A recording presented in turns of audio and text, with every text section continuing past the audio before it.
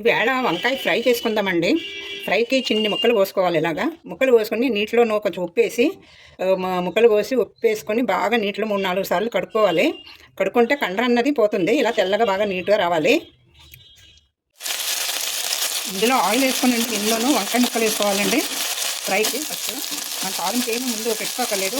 Oil వేసుకొని వంకాయ ముక్కలు వేసుకోవాలి. వంకాయ ముక్కలు వేసుకున్నాక అండి కొంచెం పసుపు వేసుకోవాలి.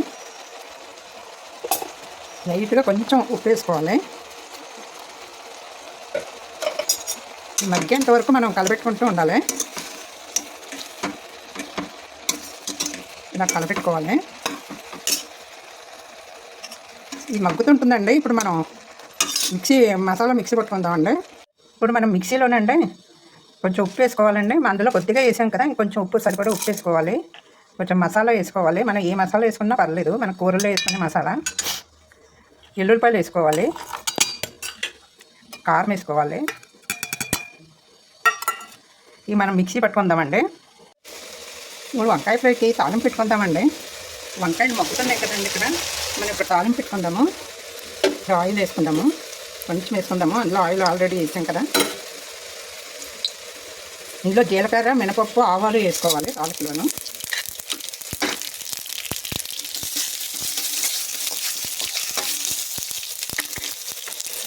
ఇప్పుడు ఎండుమిరపకాయలు, కరివేపాకు వేసుకోవాలి.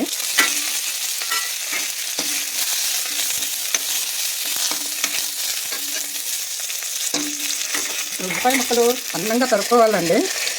కొంతమంది ఫ్రైకి ఉల్లిపాయ ముక్కలు వేసుకోరు, కానీ నేను వేస్తున్నాను.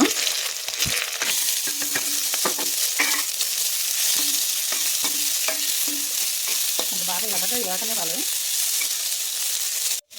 ఇది ఎర్రగా వేగిపోయినాయండి ఉల్లిపాయ ముక్కలు. ఇప్పుడు మనం మిక్సీ పట్టుకున్నాం కదండి.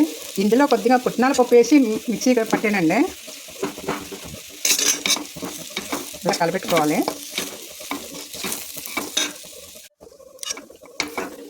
ఈ పుట్నాల పప్పు వేసాం కదండి, ఇలాగ పొడిపొడిలాడుతూ ఉంటుంది. మనం మిక్సీ పట్టుకున్న దాంట్లో పుట్నాల పప్పులు కొద్దిగా వేసుకొని మిక్సీ పట్టుకోవాలి.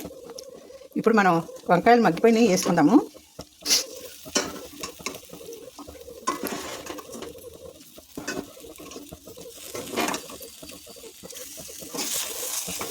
ఇలా మెల్లిగా నింపాదిగా తిప్పుకోవాలి నిదానంగా.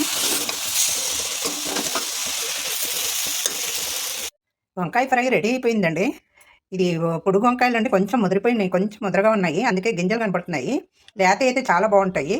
ఇది రొట్టెలోకి కానీ, జొన్న రొట్టెలో కానీ, చపాతీలోకి కానీ, రైస్లోకి కానీ చాలా బాగుంటుంది ఫ్రై. మీరు ట్రై చేయండి.